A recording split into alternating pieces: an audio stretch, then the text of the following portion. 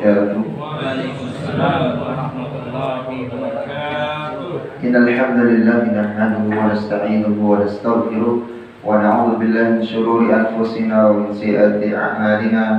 من يهده الله فلا مضل له ومن يضلل فلا هادي له. أشهد أن لا إله إلا الله وحده لا شريك له وأشهد أن محمدا عبده ورسوله لا نبي بعده. اللهم صل على محمد وعلى آل محمد كما صليت على إبراهيم وعلى آل إبراهيم وبارك على محمد وعلى آل محمد كما باركت على إبراهيم وعلى آل إبراهيم في العالمين إنك حميد مجيد. الحمد لله ألف بيننا وألف بين قلوبنا وأصبحنا وأمسينا بنعمة الإيمان وبنعمة إخوانا. ثانيا صلاة وتسليما على نبينا محمد صلى الله عليه وسلم الذي هو أسوتنا وقدوتنا إلى يوم الآخر. Alhamdulillah, bapak-bapak dan ibu-ibu jamaah salat maghrib dan isya, salat jihad yang dirahmati Allah Subhanahu wa taala. Pada kesempatan malam hari ini Allah Subhanahu wa taala mempertemukan kita kembali di dalam halaqatul Quran dan halaqatul ilmi. Dan semoga apa yang kita niatkan dicatat menjadi amal terbaik kita di sisi Allah Subhanahu wa taala. Amin. Dan sama-sama berharap kepada Allah Subhanahu wa taala dengan rahmat dan rahim ya Allah, kita dimasukkan ke dalam surga Allah dan bersama orang-orang yang muttaqin yang senantiasa taat kepada Allah dan mengikuti sunnah Rasulullah sallallahu alaihi wasallam. Salam serta salam kepada uswah dan qudwah kita baginda Nabi Muhammad sallallahu alaihi wasallam beserta para keluarga dan orang-orang yang senantiasa ittiba kepada jalan sunnah. Dan tentunya pada hari kiamat sebagai pembahasan kita sebelumnya bahwa Rasulullah sallallahu alaihi wasallam diberikan syafaat dari Allah Subhanahu wa taala untuk bisa memberikan syafaat kepada umatnya nanti. Dan begitu juga pembahasan kita di pekan yang kemarin, yakni para nabi dan rasul dari Nabi Adam alaihi salam sampai Isa alaihi salam diberikan doa yang istijabah oleh Allah Subhanahu wa taala. Dan para nabi tersebut setelah Rasulullah sallallahu alaihi wasallam itu sudah menggunakan daripada doa-doanya dan istijabah oleh Allah Subhanahu wa taala, kecuali Rasulullah sallallahu alaihi wasallam karena cintanya kepada umatnya. Beliau menyimpan doa itu dan dikhususkan nanti doa itu untuk diberikan kepada umatnya dan syafaat nanti di yaumil qiyamah. Maka jemaah yang dirahmati Allah Subhanahu wa taala, sungguh sangat tidak berterima kasih dan bersyukurnya kita kepada Allah Subhanahu wa taala dan tentunya cintanya kita kepada baginda Rasulullah sallallahu alaihi wasallam. Tatkala disebutkan namanya kita tidak bersalawat, bahkan salah satu rukun daripada sihhatul khutbah Jum'ah yakni mengucapkan salawat kepada baginda Rasulullah sallallahu alaihi wasallam dan khatib di mimbar di tatkala khatib menyampaikan khatibnya di bagian kedua, maka Allah Subhanahu wa taala menyampaikan dalam Al-Qur'an ya ayyuhan, dalam konteks bahwa Allah Subhanahu wa taala menginginkan bahwa semua umat Nabi Muhammad sallallahu alaihi wasallam bersalawat dan bertasbih kepada Allah Subhanahu wa taala, karena sesungguhnya para malaikat begitu juga dengan hamba Allah Subhanahu wa taala yang senantiasa taat kepada Allah, bersalawat kepada baginda Rasulullah sallallahu alaihi wasallam. Allahumma shalli ala Muhammad wa ala ali Muhammad. Bapak dan Ibu dirahmati Allah Subhanahu wa taala, sebagaimana kemarin kita menyampaikan bahwa di dalam kajian kita ba'da Isya tentang tafsir Al-Quran, kemarin belum sempat menyampaikan tentang tafsir di surah At-Takatsur. Ya, mudah-mudahan di malam hari ini bisa kita membahasnya dan tentunya tidak luput dari bab yang membahas bab salat, yang mana tentang seseorang yang meninggalkan salat, bahwa para ulama sepakat bahwa hukumnya mereka sebagai kafir, dan tatkala dia ingin masuk Islam dan bersyahadat, maka ini menjadi perhatian kita penting. Dan bahkan Rasulullah SAW menyampaikan dalam hadisnya, muru auladakum bisolati wa hum abna'u sab'i sinin wadribuhum bil 'ashar. Jadi tatkala kita dan Rasulullah sallallahu alaihi wasallam sudah menegaskan tentang pentingnya salat ini, dan bahkan umur 7 tahun 10 tahun disebutkan dalam hadis Rasulullah SAW untuk kita menyuruh anak kita melaksanakan salat, mendirikan salat. Lalu berikutnya Rasulullah SAW menyebutkan wadribhum, ya, maka pukullah mereka tatkala berusia 10 tahun tatkala diperintahkan oleh kalian atau kedua orang tuanya untuk mengerjakan salat, tapi mereka enggan, maka boleh memukulnya dengan bagian yang tidak membahayakan atau sampai menimbulkan luka. Begitu juga Rasulullah SAW mengatur, menyampaikan dalam hadis yang sama dengan lanjutan untuk hadisnya bahwa tatkala kita mempunyai anak laki dan perempuan, maka pisahlah tempat tidur mereka tatkala sudah masuk akil balik. Begitu juga dengan kamar kedua orang tuanya. Jamaah yang dirahmati Allah Subhanahu wa taala, sebagaimana yang kita sampaikan kepada surat At-Takatsur, ada yang tahu makna At-Takatsur? Bermegah-megahan. Apa yang dimaksud dengan bermegah-megahan? Nah, At-Takatsur ini asbab nuzulnya adalah yang disebutkan oleh para ulama di sini di dalam buku Qur'an Rahman fi Tafsir Al-Quran. Ya, ta'alif dari buku ini menyampaikan tasmiyatus surah At-Takatsur min hadzal ism bi qoulihi ta'ala matlu'aha al-hakum at-takatsur, tusamma suratul al-hakum. Nama lainnya dari kitab surat At-Takatsur ini adalah al-hakum. Adapun makan nuzulha al-Makkiyah, termasuk surah yang diturunkan di Makkah. Akan tetapi sebagian ulama tafsir mengatakan ini diturunkan di Madinah. Akan tetapi riwayat ini lemah. Salah satu dasarnya daripada ulama yang menyampaikan sebagian diturunkannya At-Takatsur ini di Madinah, diambil dari maknanya tadi bermegah-megahan, karena salah satu dari kaum atau dari masyarakat Madinah, yakni kabilah, dua orang kabilah, yang mana yang dimaksudkan di sini bermegah-megahan, saking mereka sibuknya dengan dunia sampai membanding-bandingkan antara kabilah satu dengan kabilah yang lain, dan sampai mengajak satu kabilah itu membangga-banggakan daripada masyarakat salah satu kabilah yang sudah meninggal, ya, diajak ke kuburannya dan menyebutkan apakah kamu bisa soleh, apakah kamu bisa baik seperti orang yang sudah meninggal ini, dan seterusnya. Maka Allah Subhanahu wa taala menurunkan surah At-Takatsur ini sebagai peringatan bagi orang-orang yang bermegah-megahan terhadap harta, terhadap kedudukannya, terhadap anaknya mungkin yang pintar, yang cantik, yang gagah, dan seterusnya.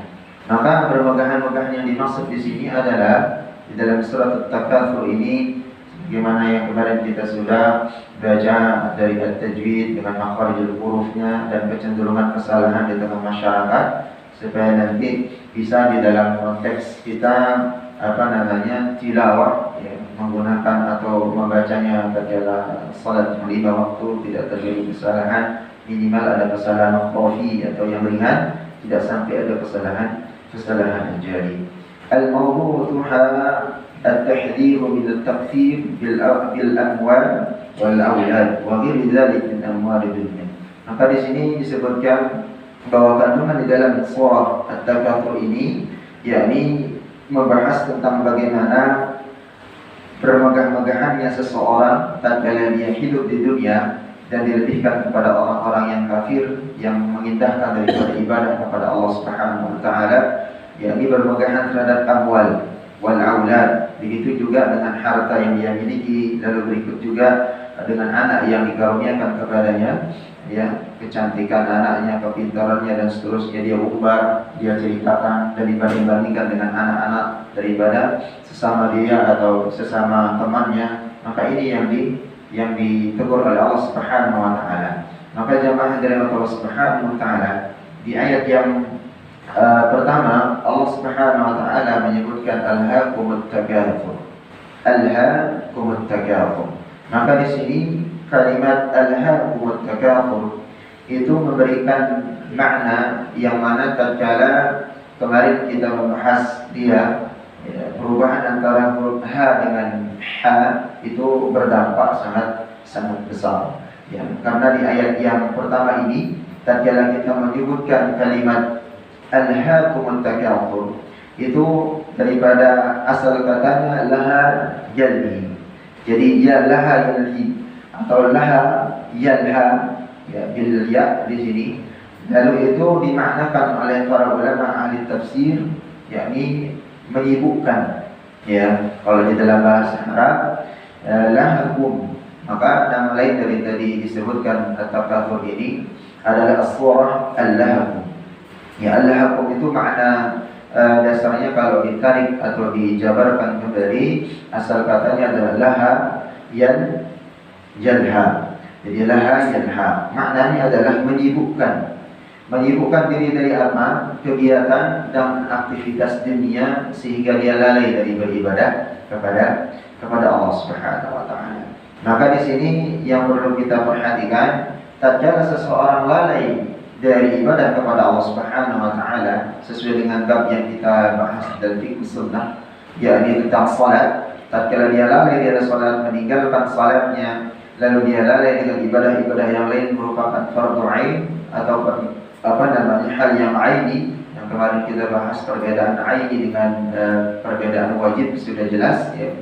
Saya ulang kembali, salah satu kalau seseorang mengatakan salat ini adalah wajib, maka itu keliru. Karena dataran daripada fikih di atas wajib itu ada fardu ain. Nah, salat ini fardu ain, tidak ada hadis ataupun yang menjelaskan boleh meninggalkan salat. Hatta orang sakit, hatta orang dalam keadaan perjalanan.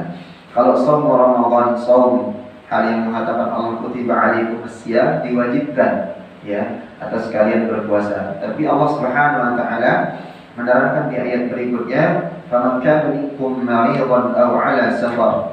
Jika kalian sakit atau mengadakan perjalanan boleh berbuka, tidak berpuasa. Maka artinya tatkala ada perjalanan sakit boleh tidak puasa. Begitu juga dengan zakat, begitu juga dengan haji dan yang lain. Tapi sholat, orang safar sakit gimana pun kondisinya semasa masih dia sebagaimana kemarin syurutnya orang yang diwajibkan sholat balik dan berakal. Selama dia masih sadar dan berakal, maka tidak ada gugur kefardu'ainannya. Ya, sehingga salat itu aini. Maka shaum, Ramadan, zakat dan lainnya itu wajib. Maka kita mengambil kesimpulan setiap yang fardu ain pasti wajib. Tapi setiap yang wajib belum tentu fardu ain. Maka salat ini aini. Sama dengan kemarin kita membahas bahwa sebagaimana yang dikatakan Imam Ibnu Jazri di dalam Manzumatul Jazariyah, wal akhdhu bit tajwid hatmun lazim.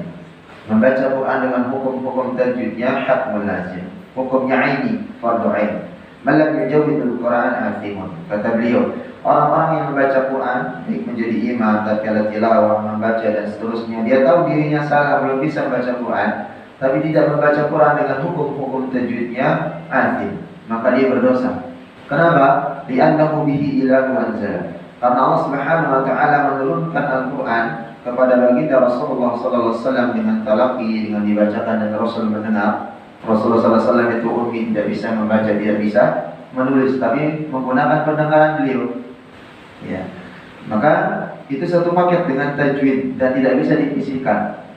Li'annahu bihi ilahu anzala wa hakadza minhu ilaina wasala. Dan begitu juga Rasulullah sallallahu alaihi wasallam, para sahabat Amr bin As, Zaid bin Thabit dan seterusnya, para penulis wahyu dan orang-orang yang dipercaya oleh Rasulullah SAW, dan sampai masa Khalifah Abu Bakar sampai Utsman bin Affan dikumpulkan kembali dan Al-Quran dimushafkan atau dibukukan menjadi satu.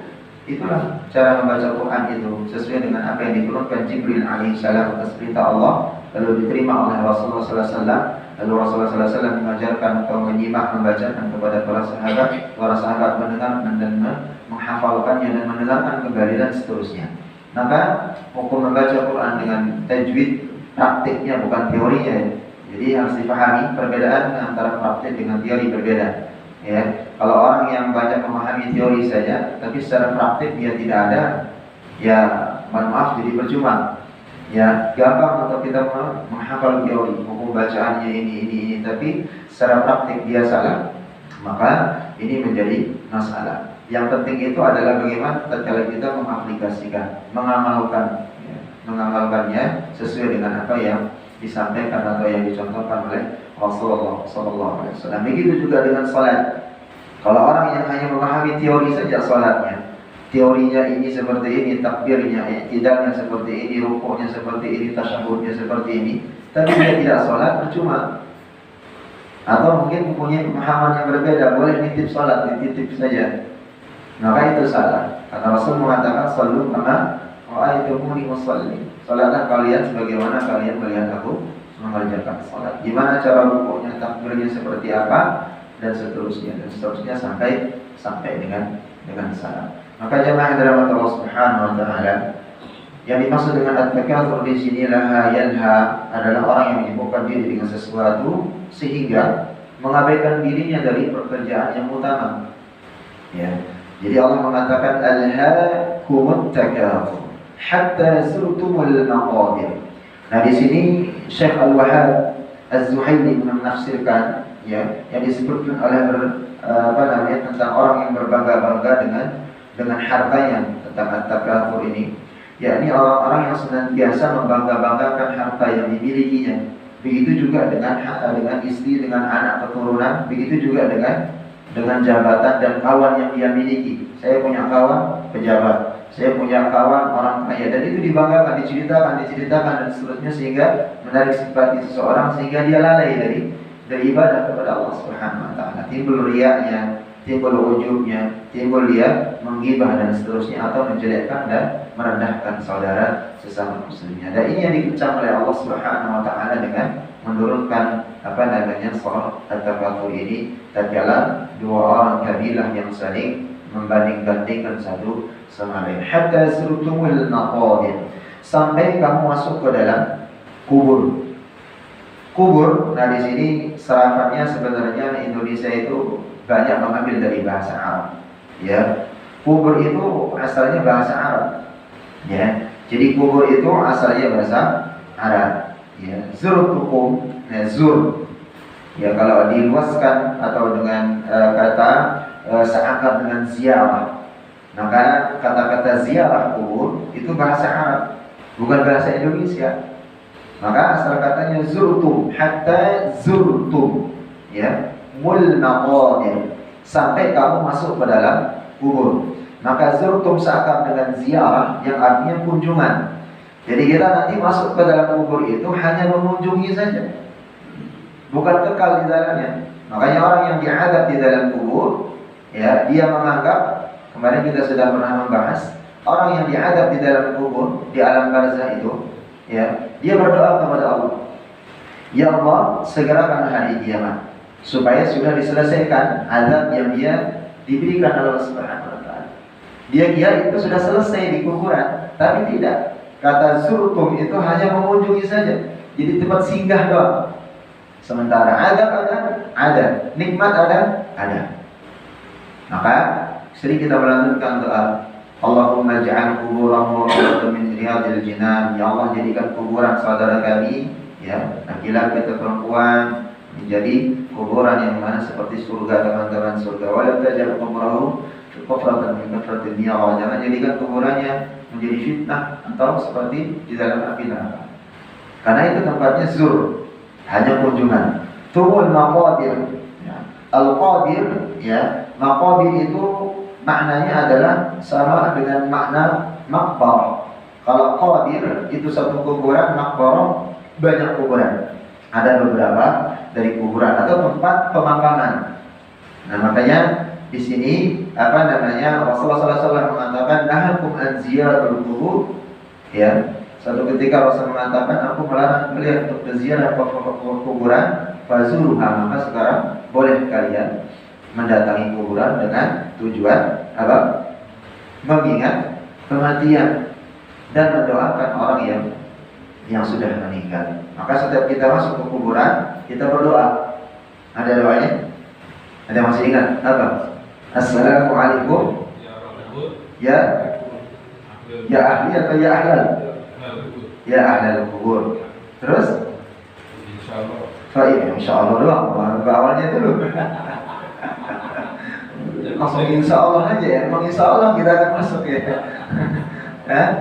Jadi doa minimal dalam kita masuk ke dalam kuburan itu tatkala kita mengucapkan salam kepada ahli kubur. Ya. Sesungguhnya wahai ahli kubur, ya aku akan menyusul kalian ya dengan izin Allah. Nah itu tatkala kita sudah tergerak di sana dan melihat, atau kita tatkala kita masuk kubur, ya kita harus mengingat, ya kita harus mengintrospeksi diri bahwa kita nanti akan juga masuk ke dalamnya. Gitu ya. Maka disinilah Rasulullah SAW mengatakan, ya tatkala kita meninggal ada 3 perkara kata Rasulullah SAW yang akan mengikuti kita. 2 hal kembali dan 1 yang akan menemani kita. Ya kata Rasulullah SAW, Rasulullah SAW, yasba'ul mayyitu thalathatan. Mayit akan diikuti oleh 3 perkara halnya. Ya, thalathatan. Fayarji'u thani wa yabqa ma'ahu wahid. 2 perkara itu akan kembali ke asalnya, dia akan kembali. Lalu 1 perkara akan menemaninya. Lalu Rasulullah SAW melanjutkan, wa yatba'u ahlahu wa malahu wa 'amaluhu. Ya, maka Rasul mengatakan dia akan diikuti oleh keluarganya, wa maluhu, hartanya, ya wa ahluhu. Lalu keluarganya, hartanya. Lalu berikutnya yang terakhir adalah wa amalu, yaitu amalannya. Jadi 3 perkara tatkala kita nganterin jenazah, keluarga atau kita bagian kita. Lalu berikutnya hartanya, dipakai membawa jenazahnya, atau kalau ada lagi istrinya, nggak mungkin jalan kaki kita ke kuburannya. Apa dia membawa? Ya, mobil. Pakaiannya dari istrinya, dari siapa? Mungkin jilbab yang dia pakai, atau semua yang dia pakai, sendalnya dan seterusnya. Dia bawa HP. Jadi siapa yang memberikan? Mungkin suaminya dulu, dari harta suaminya dan seterusnya. Maka keluarga, hartanya, lalu amalnya. Fayarji'u ahluhu wa maluhu. Setelah dia dimakamkan, dikebumikan, maka keluarga dan harta mobil yang dia pakai berikut dengan yang dipakai istri dan anak-anaknya pulang ke rumah. Kembali dia menjalani kehidupannya. Wa yabqa amaluhu. Maka yang menemani dia nanti di kuburan hanya 1 amalnya saja. Maka jemaah Allah Subhanahu wa taala, di sini ayat yang kedua, Allah menginginkan kita supaya kita mengingat yang namanya mati dan jangan sampai membanding-bandingkan juga ya amal seseorang. Kemarin kita membahas ya tentang bagaimana para ulama, ya imam 4 mazhab, begitu juga dengan para habaib, para tuan guru, kiai, ustaz kita yang sudah meninggalkan kita, akan tetapi dengan karya yang dia miliki, beliau miliki dan seterusnya, tapi masih harum, masih tercium bau, masih dikaji, masih disebut, masih diini, maka itu menjadi amal. Alhamdulillah, jangan sampai apa yang dikatakan Imam Syafi'i radhiyallahu anhu. Ya, Imam Syafi'i rahimahullah yang mengatakan, jadilah kalian tatkala dilahirkan di muka bumi ini semua orang tersenyum. Semua orang tersenyum tatkala lahir anak, kita bahagia. Gak sesar misalnya, lahirnya normal, dilancarkan dan seterusnya. Ada yang menangis, tapi menangisnya bahagia. Dan tatkala kita hidup, ya tidak merepotkan orang, tidak menyusahkan orang, amalnya banyak, meninggal anak yang tadi dilahirkan dengan kebahagiaan, orang tuanya bahagia, kalau Imam Syafi'i, lalu meninggalkan dunia ini, dia meninggal dengan amalnya dan seterusnya, orang semuanya menangis, merasa kehilangan. Ya. Jangan jadi sebaliknya. Tidak ada orang yang mengharapkan kelahiran bayi itu, dan bahkan orang mencemohnya atas kelahirannya. Dan dia meninggal setelah dewasanya, besarnya, berbuat dosa, membuat orang susah dan berbuat zalim dan seterusnya. Semua orang mengatakan, wa na'udzubillah, alhamdulillah anak ini meninggal. Alhamdulillah tetangga saya yang rese ini atau yang selalu membuat onar ini meninggal. Jadi yang dikenang itu adalah apa? Kebaikan. Begitu juga dengan yang dikenang itu adalah keburukan nantinya. Wa na'udzubillah, bisa juga menjadi amal dosa yang mengalir. Maka ayat yang ketiga Allah mengatakan, kalla sawfa ta'lamun. Kalla sawfa ta'lamun. Bil 'ain, tidak menggunakan hamzah. Mari kita sudah membahas sebagian besar masyarakat kita membaca hamzah. Kalla sawfa ta'lamun, berubah makna. 'Alama yu'allimu. Ya, yang mananya yang mengetahui. Kata Allah Subhanahu wa taala, kalla sawfa ta'lamun, janganlah begitu kata Allah. Kelak kamu akan mengetahui akibat perbuatanmu, yakni membanding-bandingkan perbuatanmu membangga-banggakan diri, keluarga, anak, harta, dan jabatan itu. Maksudnya adalah mempertanggungjawabannya nanti di hadapan Allah. Dibekap dulu di alam barzah, di kuburan, nanti di padang mahsyar dan yaumul mizan itu dipertanggungjawabkan lagi. Tidak selesai sampai kuburan saja. Makanya tadi di ayat yang kedua yang mengatakan zurku, itu tempat singgah sementara saya ke kuburan. Yang kekal itu nanti di alam akhirat. Maka di sini jamaah Allah mengatakan kalla saufa ta'lamun. Jangan begitu, ya, karena kelak kamu akan mengetahui akibat yang kamu perbuat semasa hidup di dunia. Maka di sini Syekh Wahab Az-Zuhaili mengatakan berbangga tatkala seseorang terhadap dirinya, anaknya, keturunannya, ya, dalam membandingkannya dengan orang lain, hartanya dibanding-bandingkan dan seterusnya, maka ini kelak akan menjadi bumerang dan menjadi pertanggungjawaban diminta oleh Allah Subhanahu wa taala. Lalu Allah mengulang lagi, "Tsumma kalla sawfa ta'lamun." Kata Allah, dan jangan begitu. Janganlah begitu. Ya, kelak kamu akan mengetahuinya. Mengetahui apa? Ta'lamun Al-Hasan yang mengatakan bahwa dalam ayat ini terkandung pengertian ancaman. Karena Allah mengulang kedua kali sesudah ancaman yang pertama tadi. Ya, Allah mengatakan kalla sawfa ta'lamuna thumma kalla sawfa ta'lamun. Dua kali Allah mengulang. Maka ayat yang keempat ini mengandung ancaman. Ancaman bagi siapa? Orang yang tadi yang membangga-banggakan dirinya, hartanya, keturunannya, anak istrinya dan seterusnya. Maka di sini diterangkan bahwa tatkala berkali-kali orang-orang tersebut berbuat atau berbangga-bangga semasa hidupnya, hari, minggu, ya, bulan, tahun, terus silih berganti, dia terus mengulangi lagi kebangga-banggaannya, maka ini yang diibaratkan Allah Subhanahu wa taala, sebab kelak dia akan diminta pertanggungjawaban oleh Allah Subhanahu wa taala. Lalu kalla lau ta'lamuna ilmal yaqin. Nah, pernah kita mendengarkan atau sering kita membahas tentang al-ilmul yaqin, haqqul yaqin dengan ainul yaqin. Pernah dengar ya? Bil qaf, laysa bil kaf. Jangan ilmul yaqin, ainul yaqin, ya, berbeda maknanya. Dia menggunakan qaf. Kalla lau ta'lamuna ilmal yaqin. Kata Allah, janganlah kamu begitu. Kembali lagi diulang oleh Allah, jika kamu mengetahui dengan pengetahuan yang yakin. Maka di sini para ulama al-tafsir menjelaskan ada tiga dari makna al-yaqin ini. Ya, dibahas. Yang pertama, ya, Syekh Abdul Muhammad Al-Khalil, ya, tafsir mengatakan dalam awal al-mawah at-tadabbur bil Quran, itu mengatakan bahwa beliau mendefinisikan ilmu yakin di sini adalah mendengar sesuatu tapi tidak melihat. Jadi ada ulama juga kita contohkan dengan madu. Kalau kita mendengar madu itu khasiatnya dari seseorang, maka dia bagian daripada ilmu yakin. Tapi tatkala kita melihat ada jenis madunya, ya, maka itu bisa menjadi ainul yakin. Tapi tatkala kita minum dan rasakan dan ada manfaat yang kita dapatkan dari minum madu itu, maka itu menjadi haqqul yakin.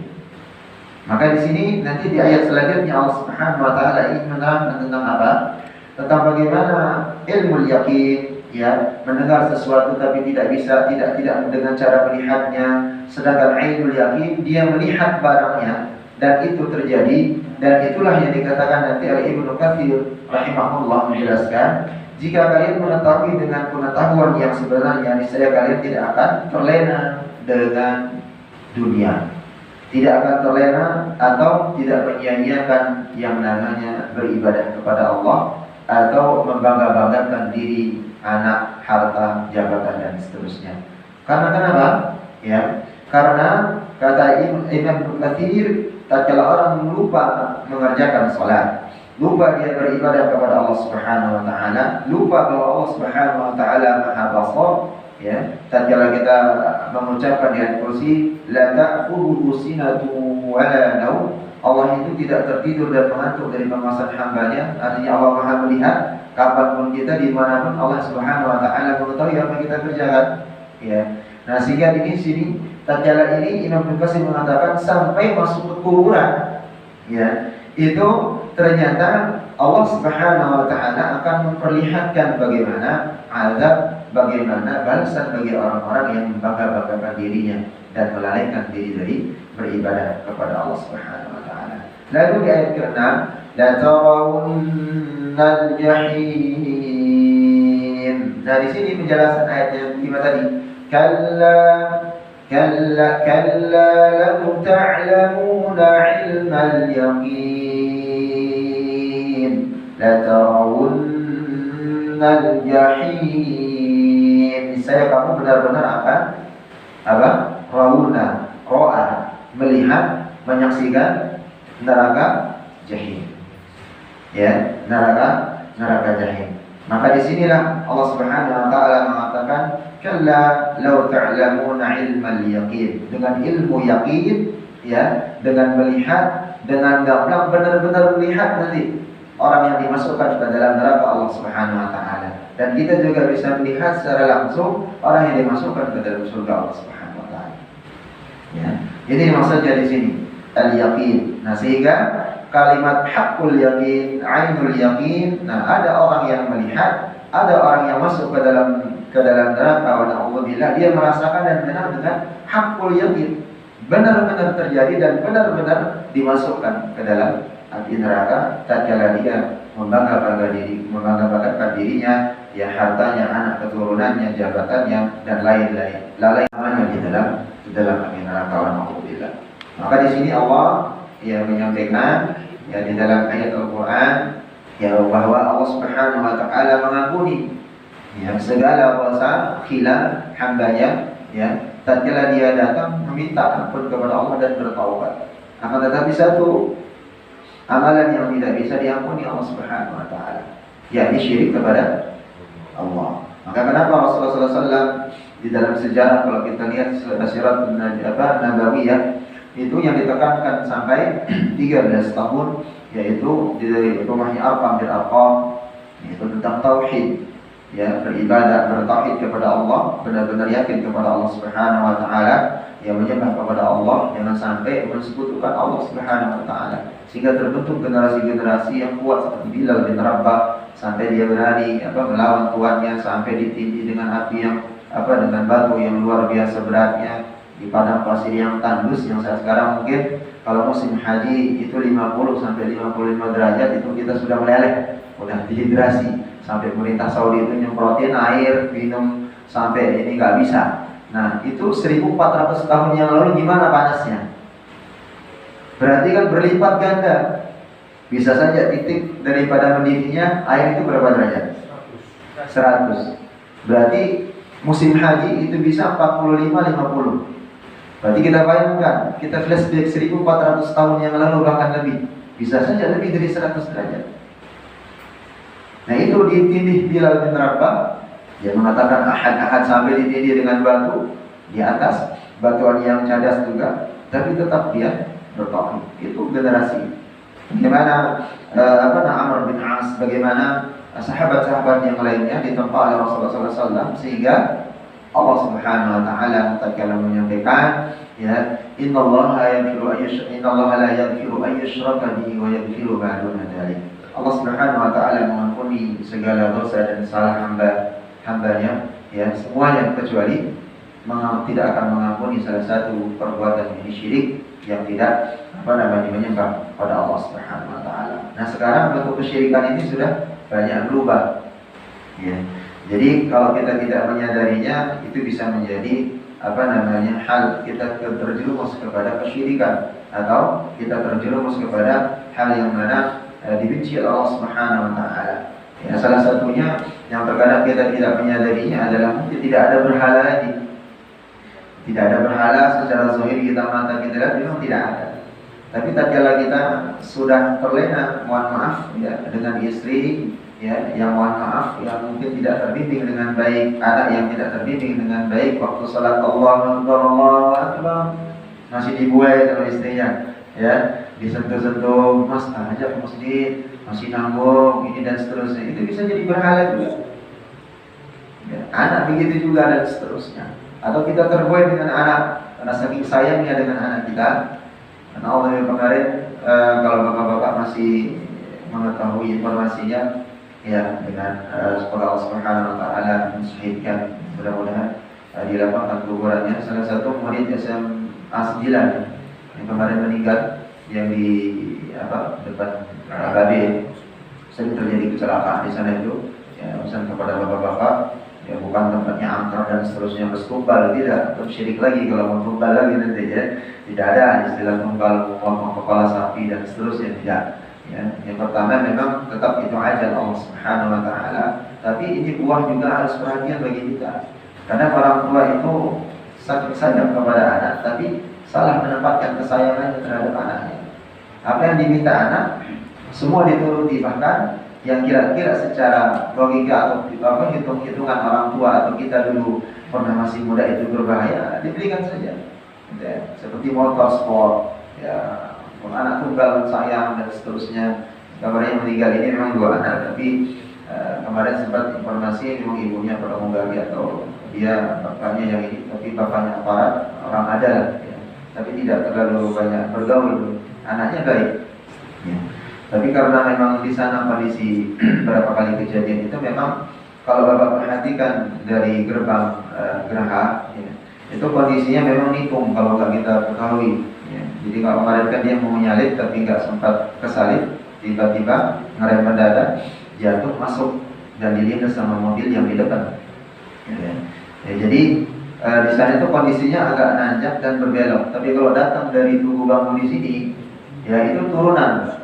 Dia agak turunan, tapi kalau bapak coba rasakan pakai bentek atau pakai gigi, itu agak ngebut dari sebelum babai. Kalau nggak ngerem hati-hati itu agak licin di sana. Jadi harus benar-benar hati-hati. Ya. Ya, jadi sebelumnya juga ada yang pernah meninggal, ya itu ibu-ibu, ya, dengan anak yang dia bawa anaknya, ya, sama dengan posisinya sana juga terlindas. Maka di sini di samping aja, ya kita yang ingin saya sampaikan di sini kesayangan kita kepada anak. Ya, itu jangan menjadi membuahkan petaka bagi dia. Tatkala HP, sebenarnya HP itu bermanfaat, berikan untuk kemanfaatannya. Tapi kan merasa nggak bisa menghubungin, ya kalau nggak dibeliin HP atau nggak megang HP, cukup HP yang bisa telepon saja. Ya, seharusnya yang bisa telepon saja. Ya, tapi dibelikan yang RAM-nya bagus, yang bisa main game-nya luas, bisa ini seret, nggak ada ngelek-ngeleknya. Pulsa ininya langsung diisiin 1 juta biar gak ribet nanti orang tuanya dan seterusnya, ya mas ya. Ya jadi tatkala itu diturunkan is okay, tapi lama-lama dan seterusnya, ya maka ini menjadi akan kelalaian nanti. Dan ya pertama terkadang kita tidak menyadari, baru bangun tidur itu jam di dinding itu gak kelihatan, mungkin gak ada jam lagi udah di rumah kita. Kalau dulu kan udah ada jam dinding kelihatan. Sekarang yang dipegang apa? HP dulu yang dicari. Kalau melihat jam, si esok jam 3, telat nih. Mulai jam 3:15, biasanya bangun 2:30 tahajud gitu ya. Tadi enggak, buka apa? Story, status, atau enggak WA dulu. Dan itu bisa jadi berhala juga. Jadi hati-hati kita. Tapi kita tidak bisa menafikan diri dari perkembangan zaman. Yang namanya IT itu perkembangan terus-menerus dan kita memang harus mengikuti. Jangan kita menjadi juhala. Orang kembali lagi, orang udah main HP, udah bagus ininya dan seterusnya. TV sampai sekarang pakai box, kalau nggak pakai set box nggak akan kelihatan layarnya gitu. Beli lagi kita, karena memang perkembangannya seperti itu. Ganti HP yang baru sesuai dengan kebutuhan harus. Ya, tatkala kita berbisnis dan seterusnya. Tapi kalau kemanfaatannya menjadi mudarat, maka ini yang menjadi masalah. Upgrade terus dari konteks kita bermain HP dan seterusnya itu luar biasa, memang perlu dikondisikan. Maka saya mengatakan sering di dalam kajian baik ibu-ibu, ya tadi juga saya ngisi kajian ibu-ibu, ntar ini juga kebetulan FKUI setengah jam 9 itu ada juga di rumah. Saya menyampaikan bahwa setiap kita memiliki anak, tatkala kita sayang terhadap mereka, kesayangan kita terlalu berlebihan, yang seharusnya memang kemanfaatan untuk dia dan seterusnya, ya. Bahkan mohon maaf, tatkala mengingatkan sholat itu karena kita lembek, tapi tatkala dia bermain HP kita terkadang ada kekerasan atau lembek itu, maka ini menjadi permasalahan besar nanti kita kan dengan keluarga. Karena sekarang ya kepada ibadah Allah Subhanahu wa taala, ya, kemarin kalau Bapak lihat ya, mungkin di-share di grup-grup ya, itu kalau tidak salah berita di N-News apa di TV One yang saya lupa ya. Jadi di tahun 2002 kemarin ya, itu alhamdulillah pendaftar dari pernikahan ditangguhkan ya, karena sababnya wa na'udzubillah hamil di luar nikah anak SMP sampai dengan SMA kelas 2 itu hampir 300 orang. Bahkan Mentawai tahun 2023 itu sudah ada daftar 7 orang. Baru tanggal 1 Januari sudah daftar di Departemen Keagamaan untuk dinikahkan, ditangguhkan sampai selesai sekolahnya. Bahkan ada yang sudah melahirkan baru kelas 2 SMP. Itu kondisi anak-anak kita sekarang. Makanya saya tidak bosan mengingatkan ya, jangan kita maaf cari nafkah pagi sampai pulang malam dan seterusnya. Ya, kita ingin anak-anak kita misalnya jadi ASN, jadi orang yang sukses, tidak jadi masalah. Ya, dia mau jadi nanti bisnismen, mau jadi apa dan seterusnya, pegawai negeri gak jadi masalah. Karena di dalam Islam itu tidak dilarang menjadi orang kaya. Harus kita kaya. Daripada orang-orang, mohon maaf, orang kaya medit, pelit, gak pernah sholat, gak pernah zakat, gak pernah infak, maka menderita. Tetangga kiri kanan, masyarakatnya akan menderita. Ya kita ini yang harus kaya, doa kaya supaya nanti bisa berinfak, kemanfaatan musola, masjid, bangun rumah Quran, ini gratiskan, bisa ini dan seterusnya. Daripada hak kaya itu diambil oleh orang-orang yang memang tidak dibutuhkan kaya oleh Allah Subhanahu wa taala. Dan itu bisa menjadi istidraj bagi kita, cobaan juga dari kita. Maka tatkala Rasul mengatakan kadal kufra yakuna kufran, kadal faqru yakuna kufran. Sesungguhnya kemiskinan itu akan mendekatkan seseorang hamba itu menjadi kufur kepada Allah. Karena dia putus asa, miskin. Ya Allah sudah doa putus asa segala macam, padahal di dalam Al-Quran sudah Allah banyak mengingatkan jangan sampai berputus asa kepada memang la ta'asubillah, enggak pernah putus. Apalagi mohon maaf, sudah miskin, ibadahnya masih bolong-bolong, sudah wassalam sudah. Masih penting kaya, ya, tapi dia tidak berapa namanya konteksnya mungkin, tapi tidak masih pentingnya dari jangan diikuti gitu ya. Ya, dia kaya, nggak pernah naik masjid, tapi masih bisa sholat di rumah, tapi dia masih berinfak. Daripada mohon maaf miskin, sudah miskin, nggak ibadah, ya, cuma ngeluh saja dan seterusnya, putus asa terhadap Allah Subhanahu wa taala. Justru itu dibenci Allah Subhanahu wa taala, dan ini menjadi syirik kufur nanti. Sebagaimana Rasulullah mengatakan, tatkala orang sudah kepentok, dia miskin, mohon maaf ekonominya susah, ibadahnya tidak ada dekat kepada Allah, tidak menyerahkan diri kepada Allah Subhanahu wa taala, tawakal iyyaka na'budu wa iyyaka nasta'in, maka dia datang tatkala usaha jualan, datang ke dukun, minta penglaris, datang ke dukun, enggak senang sama ini, bisa disihir enggak? Datang ke dukun walaupun dia kaya tapi miskin secara akhlak dan secara ibadah, tak pernah sholat. Tatkala ada temannya dipromosikan menjadi direktur atau bagian kepala ini, dia merasa lebih tua lebih dulu. Datang ke dukun, bisa disihir enggak? Pak dukun bisa. Maharnya berapa? Sekian puluh juta. Set, selesai. Kufur. Orang yang datang ke dukun, yang mengantarkan, yang ngedengerin, ngantar di luar misalnya, dia dengar dukun yang memberikan layanan 40 hari 40 malam sholatnya tidak diterima Allah Subhanahu. Maka berarti sholatnya boleh gugur, dia tidak pakai sholat, enggak. Kewajibannya tetap harus sholat 40 hari itu, tapi tidak diterima Allah Subhanahu wa taala. Jadi ini pentingnya kita tatkala kita belajar ibadah boleh, ya, kita ibadah al-abid. Maka Rasul mengatakan fadlul ilmi wa fadlul alim. Orang yang berilmu itu lebih utamanya daripada ahli ibadah. Karena ahli ibadah pada ibadah saja tanpa dia berilmu, punya dasar dan seterusnya, tidak ngaji, bisa dibohongi, ikut-ikutan doang, ngelihat ikut lagi dan seterusnya, tapi tidak ada ilmu. Tapi tatkala ilmu sudah mulai dari awal, maka itu akan menjadi dasar modal. Dan begitu juga dengan salat. Ya, tatkala salat orang takbiratul ihram Allahu Akbar ikut. Padahal hadisnya sebenarnya tidak ada dua, sejajar dengan bahu, yang kedua dengan telinga. Kalau saya pribadi lebih memilih sejajar dengan telinga. Dua-dua dapat, bahu dapat dalam hadis yang sahih, telinga juga. Cuma segini doang tidak sah. Takbir bagian daripada syurut sihhatus salat. Ya, sama kemarin kita juga membahas. Bisa juga membatalkan salat tatkala takbiratul intiqal. Intiqal tatkala berpindah dari ruku tatkala duduk di antara dua sujud, tatkala dia sujud dengan duduk di antara dua sujud. Ya, tatkala Allahu Akbar. Ya, tatkala ini dia duduk duluan baru Allahu Akbar, maka itu bukan takbir intiqal. Namanya takbir ba'dal intiqal. Ya, yang benar itu adalah bersamaan tatkala dia mengangkat kepalanya dari tempat sujudnya atau tatkala dia angkat kepalanya setengah langsung menyempurnakan duduknya dan itu bertakbir. Ya, jadi itu juga harus kita perhatikan. Insyaallah nanti di praktik sebagaimana kita janjikan memang harus dipraktikkan. Ya, walaupun ini pembahasan yang sering dibahas tapi perlu sedikit kita memperdalamnya kembali. Dan ini suratul Kautsar, insyaallah nanti pada isya kita lanjutkan sedikit dari tafsir dan bagaimana mengaplikasikannya di dalam kehidupan sehari-hari, dan mudah-mudahan nanti bisa kita terapkan kembali. Akhirul kalam, kurang lebihnya mohon maaf.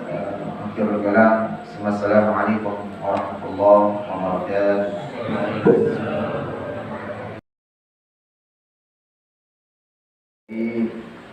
Tafsir di surah Al-Kautsar, dan insyaallah nanti kita review kembali, melakukan atau membaca sama-sama, lalu sedikit melanjutkan di surah berikutnya yang biasa kita pergunakan di dalam salat atau pergunakan dalam tilawah atau sebagai catatan-catatan di tengah masyarakat yang sering terjadi kesalahan apa saja di dalam tilawah di dalam surah yang sudah pernah kita tahu. A'udzubillahi minasyaitonir rajim. Bismillahirrahmanirrahim. Kita mengulang dari ayat yang kelima sedikit. Kalla law ta'lamuna 'ilmal yaqin tarawunnal jahim thumma la tarawunnaha 'ainal yaqin. Di sini Allah Subhanahu wa taala yang menyampaikan bahwa setiap orang yang nanti dipersaksikan Allah Subhanahu wa taala melihat secara ainul yaqin, haqqul yaqin dan ilmul yaqin, ya, baik itu yang dia dengarkan kabar tentang bagaimana siksaan api neraka, ya, begitu juga tatkala nanti di padang di akhirat Allah Subhanahu wa taala memperlihatkan secara langsung orang-orang yang diadab dalam neraka Allah Subhanahu wa taala, dan begitu juga ya orang-orang yang merasakan dan sekaligus ya bisa mengkondisikan dirinya dia dimasukkan ke dalam neraka Allah Subhanahu wa taala. Lalu di ayat yang ke-7 yang tadi kita baca, "Tsumma la tarawunnaha 'ainal yaqin, tsumma la tus'alunna yawma idzin 'anil na'im." Di ayat terakhir Allah Subhanahu wa taala menyampaikan, kemudian kata Allah, "Tsumma la tus'alun." Ya, kamu pasti akan ditanya, sa'ala yas'alu, la tus'alunna yawma idzin. Yawma idzin ditanya tentang apa? Tentang kenikmatan yang kalian diberikan semasa hidup di dunia berupa harta, anak dan seterusnya. Nah, sebagian orang yang mohon maaf ya mungkin menikah 10-20 tahun ya, sampai dengan puluhan tahun tidak diberikan rezeki daripada anak. Maka di sini Allah Subhanahu wa taala juga akan mempertanyakan tanggung jawab kita terhadap rezeki yang diberikan, bukan hanya mal saja, tapi anak juga nanti. Tentang anak itu apakah diajarkan? Pernah kita sampaikan, tatkala anak itu lahir, maka kewajiban orang tua yang pertama itu kata Rasulullah SAW memberikan nama yang baik kepadanya, supaya nama itu tatkala dia dipanggil bagian daripada doa setiap dipanggil anak kita. Jadi setiap dipanggil itu adalah doa dan seterusnya. Dan tentunya menjadi catatan bagi kita saat sekarang ini mungkin kita dalam konteks dalam posisi yang sukses. Jadi bukan itu sebenarnya sekonyong-konyong karena prestasi yang kita lakukan, usaha kita. Tidak. Akan tetapi kita harus bersedia kembali. Ini adalah berkat daripada doa kedua orang tua kita dan doa dari nenek buyut kita dulu. Ya, sama dengan doa kita sekarang kepada anak kita, limpahkan rezeki, kesehatan, anak menjadi pintar, soleh, solehah dan seterusnya. Itu pasti doa dari doa orang tua. Nah, maka beruntung orang-orang yang masih orang tuanya hidup dan diurus dengan baik, berbakti kepada kedua orang tua, dan doa istijabahnya seorang ibu itu tidak ada tanda dengan Allah. Ya. Dan bahkan bisa mengalahkan doa seorang kiai, ajengan, hadis dan seterusnya. Ya, jadi doa-doa kita orang-orang alim, orang berilmu bisa tertolak. Tapi tatkala seorang ibu, ya walaupun dia ya, bukan ahli abid, bukan orang yang ahli ibadah, apalagi dia beribadah, taat kepada Allah, cinta kepada Allah, menyerahkan hidupnya Allah, tahajudnya rajin, saumnya rajin, ibadahnya rajin, dan seterusnya rajin, baik terhadap tetangga, maka itu menjadi penyokong kembali doanya dikabulkan Allah Subhanahu wa taala. Imma doa itu baik, maka berdampak baik kepada anaknya. Walhamdulillah tatkala keceplosan berdoa jelek, kena juga kita sebagai anak. Dan kita juga sebagai orang tua hati-hati dalam menyampaikan atau berkata-kata kepada anak. Baik, dia akan baik, doa itu akan diistijabah Allah. Tatkala dia jelek, kita doakan, walaupun kita misalnya keceplosan sering berulang-ulang, maka itu menjadi doa juga. Alhamdulillah. Maka di sini tsumma la tus'alunna yawma idzin 'anil na'im. Maka Allah Subhanahu wa taala menyampaikan kemudian orang-orang tadi yang diberikan kenikmatan Allah Subhanahu wa taala berupa harta, berupa kedudukan, anak, istri yang dia bangga-banggakan, yang dia megah-megahkan, 'anil na'im, ya, tentang kenikmatan dunia yang diberikan oleh Allah Subhanahu wa taala kepada. La tus'alunna itu asal katanya adalah sa'ala. Maka tadi kita katakan sa'ala yas'alu. Ya, itu ditanyakan atau akan bermakna daripada gandengan daripada hurufnya itu nanti menggunakan lam, tas'alunna, ditambahkan huruf nun sebagai penekanan. Sa'ala sendiri berarti adalah meminta, sa'ala yas'al, ya, is'al, ya.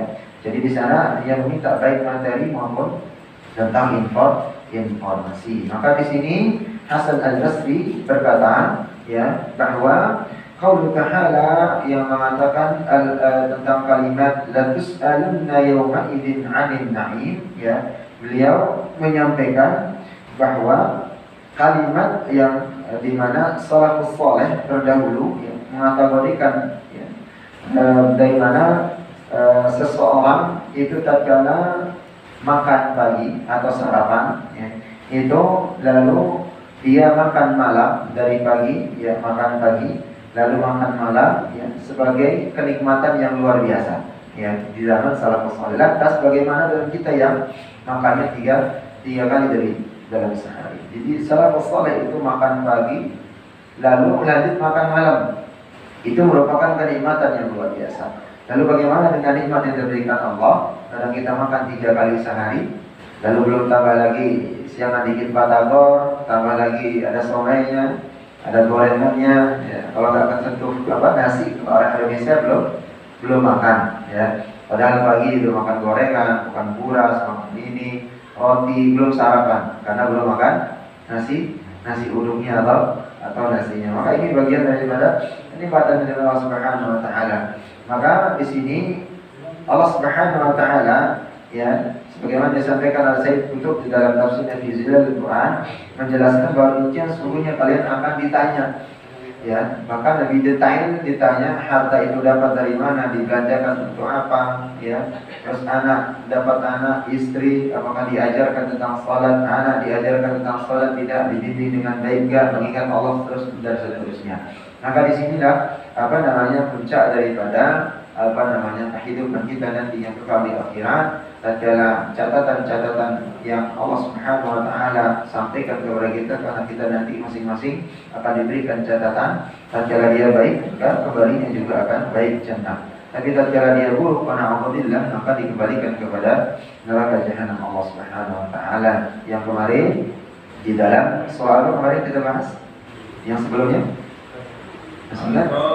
Al-Qari'ah, yaitu menjelaskan Allah Subhanahu wa taala, ya, menyampaikan bahwa, ya, di dalam surat Al-Qari'ah neraka apa di sana? Masih ingat lalu? Yauma yakunu an-nasu kal farashil wa takunul jibali kal fa amma man thaqulat mawazinu fa huwa fi 'ishatin radiyah wa amma man khaffat mawazinu fa ummuhu hawiyah. Neraka hawiyah. Ya, neraka hawiyah kemarin gimana? Posisi manusia dimasukkan ke dalam neraka hawiyah, kepalanya dulu yang dicontohkan ke bawah, lalu kakinya. Dan itu dengan kecepatan yang luar biasa, bagaimana dijelaskan dari ayat sebelumnya. Dan paling ringan kata Allah Subhanahu wa taala di dalam neraka itu tatkala seseorang itu diberikan terompa sendal dari api neraka, bukan kaki yang mendidih, tapi kepalanya yang mendidih. Dan itu yang paling ringan.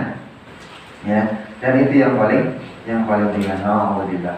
Semoga Allah Subhanahu wa taala melindungi kita dalam api neraka, dan semoga Allah Subhanahu wa taala melindungi daripada keluarga dan istri keturunan kita, ya, dari kedurhakaan kepada Allah Subhanahu wa taala, dan senantiasa ya mengikuti apa yang diperintahkan Allah Subhanahu wa taala dan menjauhi larangan Allah Subhanahu wa taala. Baik, kita target kembali di surat Al-Kautsar. Insyaallah saya bacakan dan nanti bapak-bapak ikutin kembali. A'udzu billahi minasy syaithanir rajim. Sama-sama. A'udzu billahi minasy syaithanir rajim. Bismillahirrahmanirrahim. Bismillahirrahmanirrahim. Alhaakumut takatsur. Alhaakumut takatsur. Ditampilkan ha, alha bukan alha. Alhaakumut takatsur. Alhaakumut takatsur. Hatta zurtumul maqabir. Hatta zurtumul maqabir. Zai, hati-hati, kemarin sudah bedakan sudah dengan zai, ya, jangan sampai tertukar dari zai menjadi zal. Jangan dibaca hatta dur za, ujung lidah ketemu gigi atas. Kalau zai gigi bawah, azza. Idza zul sama zilatil ardu zilzalaha. Hatta zurtumul maqabir.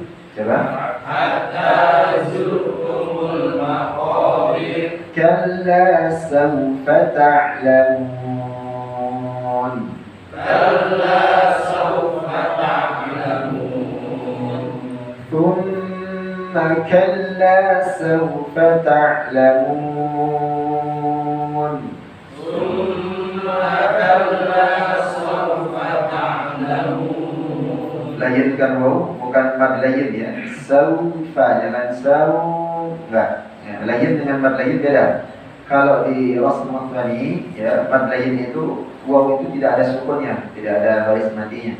Nah di sini kalau ada baris mati atau sukun mati, dia layin saja, hanya lembut saja. Sama dengan maliki yaumiddin, jangan dibaca maliki yaumiddin, itu jadi mad tadi nanti, ya. Jadi hanya melayinkan saja, ya, atau menjadi mad layin di akhir kalimat. Maliki yaumiddin sama kalla sawfa yauma, ya. Kalla sawfa ta'lamun. Kalla sawfa ta'lamun. Thumma kalla sawfa ta'lamun. Thumma kalla sawfa ta'lamun. Kalla law ta'lamuna 'ilmal yaqin. Kalla law ta'lamuna 'ilmal yaqin. لترون الجحيم. لترون الجحيم. Jadi jahim atau jahim. Bilha, jangan bijahim, ha besar. Tambah ya, berubah ha. Ha bilha bukan ha. Jahim bukan jahim. Lalu berikutnya, ya, kemarin catatannya di ayat ke-6. dengan ayat ke-7 itu rawan di tengah masyarakat membacanya yang salah atau kurang tepat, wawunya hilang. La taraun berubah jadi hamzah. La taraun bukan la tarawu bau bagainya. La tarawunnal jahim. Ada sebagian yang membaca la tarahun jadi ha. La tarahun atau la taraun. Apalagi kalau bacanya cepat, ya, dari misalnya contoh cepat bacanya dan terkadang salah di ayat ke-6 sama ke-7, ya. Thumma kalla sawfa ta'lamun kalla law ta'lamuna 'ilmal yaqin la tarawunnal jahim la tarawunnal jahim. Itu hamzah, ya, jadi la tarawun la tarawunnal jahim. Coba. La tarawunnal jahim. Thumma la tarawun sama wawu. Thumma la tarawunnaha 'ainal yaqin.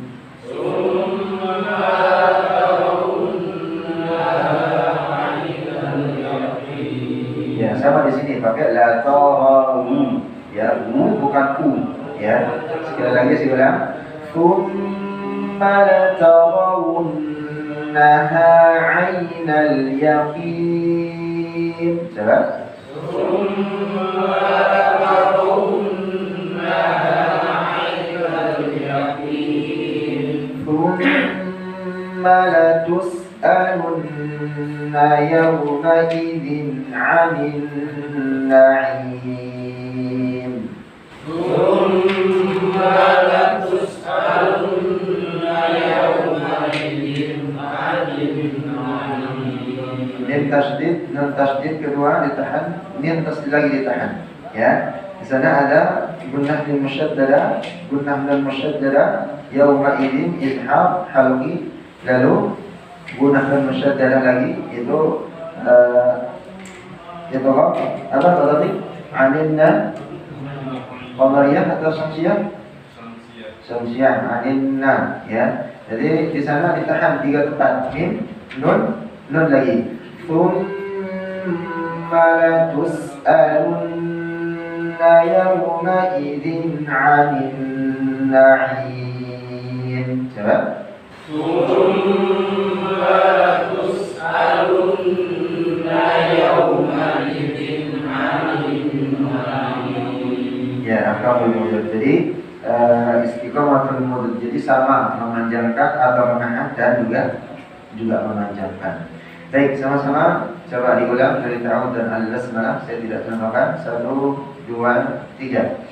A'udzu billahi minasy syaithanir rajim. Bismillahirrahmanirrahim.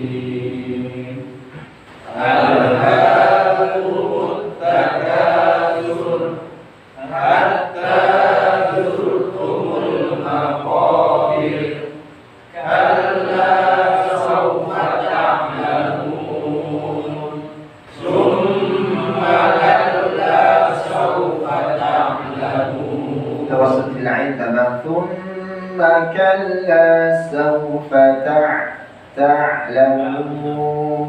Supaya bedakan dengan hamzah, jangan thumma kalla sawfa hamzah sukun, ya, salah, ain ta'lamun. Sekali lagi, thumma 1, 2, 3. Summa kalla sawfa ta'lamun. Lanjut. Kalla ta'lamun 'ilmal yaqin la tarawunnal jahim summa la tarawunnaha 'ainal yaqin summa la tus'alunna yawma'idhin 'anil na'im. Baik, barakallahu fikum. Semoga Allah Subhanahu wa taala memberikan kemudahan kepada kita. Baik, Bapak-bapak dari Allah Subhanahu wa taala, disambil Pak, udah aman. Sambil ini ya, enaknya di sini. Akhi, kalau untuk ngaji sambil makan boleh. Ya, tapi kalau ngaji pas baca ya jangan ya. Ya, sekarang boleh ya. Untuk makan kalau Pak yang ngomong, untuk tinggal makan sambil dengerin. Ya, kita lanjutkan insyaallah. Nanti kita insyaallah di pekan depan kita melanjutkan di surat Al-Adiyat wal 'adiyati dhabha. Insyaallah nanti asbabul nuzulnya. اسم الصورة سميت الصورة العادية بهذا الاسم أقسمه عز وجل بها في المطلع هذه الصورة. Nah, di sini di qauli ta'ala wal 'adiyati dhabha. Yang dinamakan Al-Adiyat sesuai dengan ayat pertamanya. Maka nazal di Makkah. Jadi termasuk ini surah nafiyah. Ya. Wa mawdu'ataha atau mawdu'atuha. Adapun kandungan yang disampaikan Allah Subhanahu wa taala dalam surah Al-Adiyat, fadlul jihad fi sabilillah. Nah, ini tentang fadilah ya berjihad di jalan Allah Subhanahu wa taala. Ya, dan tentunya nanti ada beberapa fadilah-fadilah yang lain insyaallah. Baik, sebelum kita lanjutkan ada pertanyaan? Tadi kayaknya yang sabar banget tanya. Jadi, kalau ada pertanyaan? Dia lebih hidup makan sambil nanya gitu ya. Ya apa Kak? Ya. Dia dibanding-banding kek. Ya. Amin. Ya, aman ya Pak ya. Tanya di luar konteks boleh. Di luar konteks boleh. Mau nanya masalah poligami, mengapa saya baik apa? Boleh kan? Terima kasih atas waktunya Pak. Assalamualaikum warahmatullahi wabarakatuh. Waalaikumsalam. Mohon izin ini nih, kan bentar lagi kan kita mau Ramadan, kemudian Idul Fitri kan. Salah satu kewajibannya kita kan itu bayar zakat. Saya mau nanyain terkait zakat mal ini Pak Ustaz.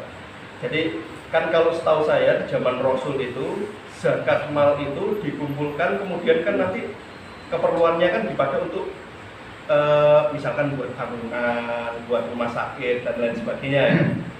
Kalau seandainya saya berencana zakat mal saya serahkan ke musola untuk bangun musola, itu boleh atau tidak? Pertanyaannya pertama ini. Yang kedua, kan harusnya kalau secara aturan zakat mal sama zakat fitrah itu kan dibayarkannya waktu yang menjelang Hari Raya Kurban kan? Hari Raya Kurban, Hari Raya Idul Fitrinya kan? Kalau karena keperluan saya bayarnya di awal, itu juga diperbolehkan atau tidak? Pertanyaan itu, terima kasih. Ya. Baik. Jadi untuk zakat mal, nah ini perlu pembahasan yang mendalam, ya karena ada ya sebagian daripada keterangan tentang zakat mal itu sama dengan zakat profesi itu, ya sama dengan zakat profesi. Ya, Syekh Yusuf Al-Qaradawi rahimahullah itu memang membukukan dengan jelas di sana ada dalil-dalil dan seterusnya. Tapi ada kalangan ulama juga yang berpendapat bahwa zakat profesi dan mal itu tidak ada, gitu ya. Yang ada itu adalah zakat fitrahnya sendiri atau karena dinisabkan zakat mal atau profesi itu ke petani. Nah, sedangkan kan petani ya mengolah sawahnya sendiri, sedangkan kita ya bekerja dan mendapatkannya. Akan tetapi insyaallah nanti kita cari referensinya ya yang lebih akurat. Tapi memang Basnas dalam hal ini dan itu sudah kredibel para ulama ya, di dalamnya juga ada MUI dan ulama-ulama kita semua, dan memang memberikan tentang zakat mal itu sendiri atau zakat profesi dengan konteksnya. Nah, cuman ya dari nisabnya ya, nisabnya itu memang berbeda dengan fitrah ya, zakat fitrah itu sendiri. Nah, kalau pertanyaannya adalah bagaimana dengan zakat mal atau ini kita langsung berikan kepada atau pembangunan musola atau masjid atau rumah Quran atau yang lainnya. Nah, dari sini memang harus mengkondisikan kembali kepada badan amil. Ada nggak yang ambil dari sana? Sama dengan zakat itu kan mempunyai badan amil yang nanti mendistribusikan dan seterusnya. Nah kalau memang tidak ada ya yang mempunyai hak atau yang mempunyai kriteria daripada amil itu sendiri, maka di sini diserahkan kepada badan yang sudah resmi ya. Karena kita di sini diatur oleh Departemen Agama dan ada Basnas sendiri, maka itu mempunyai aturan-aturan sendiri. Nah itu mungkin yang saya tahu tentang tentang zakat untuk saat sekarang ini. Nah, tetapi untuk lebih lanjut insyaallah nanti kita cari referensinya awal insyaallah. Lalu berikutnya yang kedua ya tentang waktunya. Nah kalau zakat fitrah itu sudah jelas ya tentang waktunya ya. Nah tentang zakat mal, nah ini yang menjadi nanti juga kita insyaallah sama-sama cari ya referensi ininya. Akan tetapi memang itu biasanya kalau orang kantoran ya, yang kantor saudara semua lagi kalau ASN dan seterusnya itu kan sudah langsung ditarik oleh Basnas ya. Akan tetapi kembali lagi kita melihat haul ataupun dari hitungan apakah sudah masuk terkena zakat atau tidak. Ya sama dengan tadi ya zakat kita barang tambang atau emas yang kita miliki dan seterusnya, peternakan dan seterusnya selama 1 tahun itu tidak ada hutang, tidak ada hutang dan tidak ada kos yang belakang sampai bolong-bolong baru kena zakat. Tadi kalau memang misalnya penghasilannya dia banyak kelihatannya kalau secara kasat mata gitu, tapi di belakang dia punya hutang dan seterusnya, dengan dia membayar hutang itu ternyata habis, tidak ada hitungan dari yang kena zakat, maka tidak wajib untuk dia berzakat walaupun secara zahir kelihatannya banyak gitu ya. Jadi makanya tentang bab zakat ini harus memang benar-benar hati-hati dalam kita bahasan. Tapi sudah ada perincian, sudah jelas sedikit di dalam Al-Quran ataupun di dalam pendapat para ulama tentang zakat itu sendiri. Tapi untuk mal, nah ini yang memang ada dua ya pendapat yang masih perlu kita melihat daripada pendapat para ulama. Nah kalau kita mengkondisikan yakin ya sudah kita jalankan dengan keyakinan itu kalau memang sudah dua-duanya ada dalil. Ya, tapi kalau memang tidak ada dalil sama sekali, ya tidak harus dilakukan. Ya nanti insyaallah saya referensinya dulu, baik rekan Andi Basnas bagaimana, tapi tetap konteksnya karena kita hidup di Indonesia, itu kita tidak bisa menyamakan diri kita dengan di Saudi, di Qatar dan seterusnya. Kalau sana mereka berzakat dengan gandum, dengan kurma dan sekarang memang makanan sama dengan saum Ramadan. Ya. Ya jangan kita ngikut juga, ya mohon maaf tatkala kita berada di Indonesia, ya waktunya juga jedanya dengan Saudi berbeda, ya bisa saja waktu itu ya dengan konteksnya bahwa misalnya tadi tatkala pertanggungjawaban itu misalnya tadi Ramadan jatuhnya tanggal 1 Ramadan, tanggal 1 Syawal, itu sudah kredibel dari MUI, sudah ada tim ru'yahnya, maka kita tetap ngikutin dari pemerintah Saudi, berselisih dari pemerintah. Nah di sini ada pertanyaan kembali karena di sana ada ulama-ulama kredibel dan bisa juga dari perbedaan waktu, ya, perbedaan waktu yang mungkin bisa menyebabkan dari perbedaan daripada mulai Ramadan atau mengakhiri bulan Ramadan itu sendiri. Jadi tetap ya karena kita kembali lagi berpatokan juga tetap kepada pemerintah ya. Dan tentunya pemerintah mempunyai tim, mempunyai konteks dalam di Departemen Agama, ulama-ulama kita yang kredibelnya. Di sana banyak profesor, doktor, ahli tafsir, ahli fikih, usul fikih dan seterusnya, mempunyai pertimbangan dan seterusnya.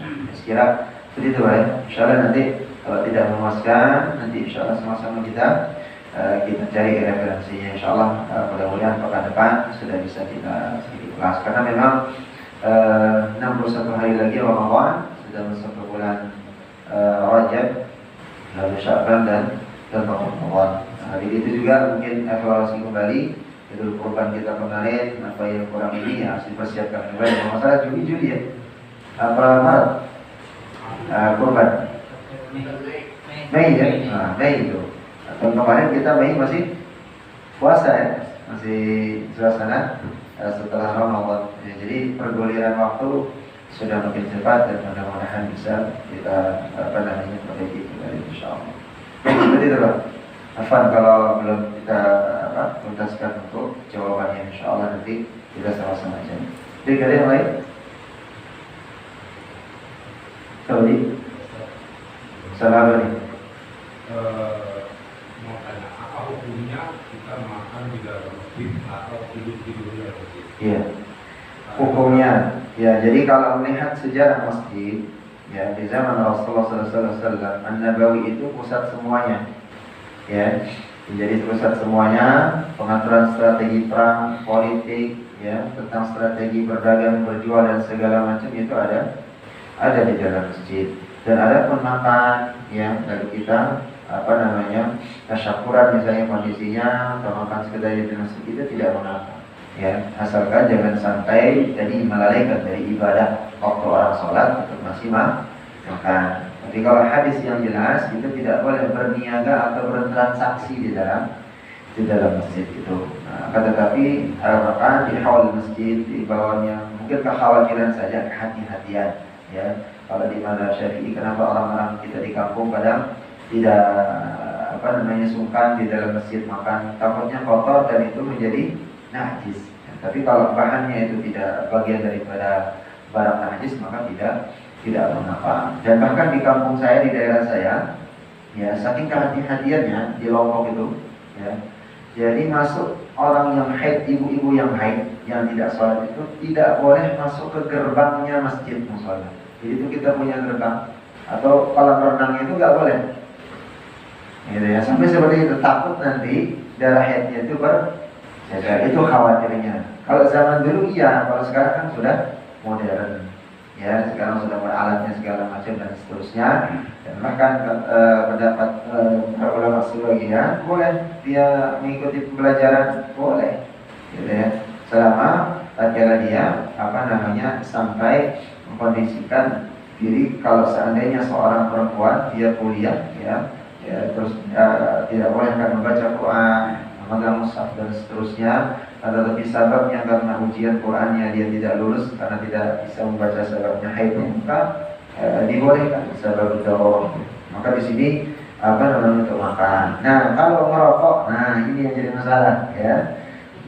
Karena asal muasal merokok itu, ya ini yang menjadi ada perbedaan. Ada para ulama mengatakan dia makruh, ada yang mengatakan haram, ada yang mengatakan subhan dan yang lain. Yang mengatakan mubah, Allah sebelum pernah dengar tentang itu karena banyak darurat dari orang yang merokok dan orang yang hirup rokok, gitu ya. Jadi yang hirup asapnya dan yang merokok juga sama-sama berbahaya, gitu ya. Jadi itu yang jadi masalah, apalagi kalau di dalam masjid ya, sambil ngobrol-ngobrol kan kayaknya kurang kelihatan adabnya saja, ya dari adabnya saja ya, itu tidak mengkondisikan dirinya. Jadi ini yang menjadi perhatian, yang kalau untuk sekadar makan dan seterusnya tidak mengapa karena tidak ada dalil atau hadis, ya. Mungkin kalau bapak ada menemukan hadis dalil yang mengharamkan atau memakruhkan makan, akan tetapi di zaman Rasulullah SAW, ya Nabawi itu sebagai pusat semua-muanya. Makanya kayak tidur dan segala macam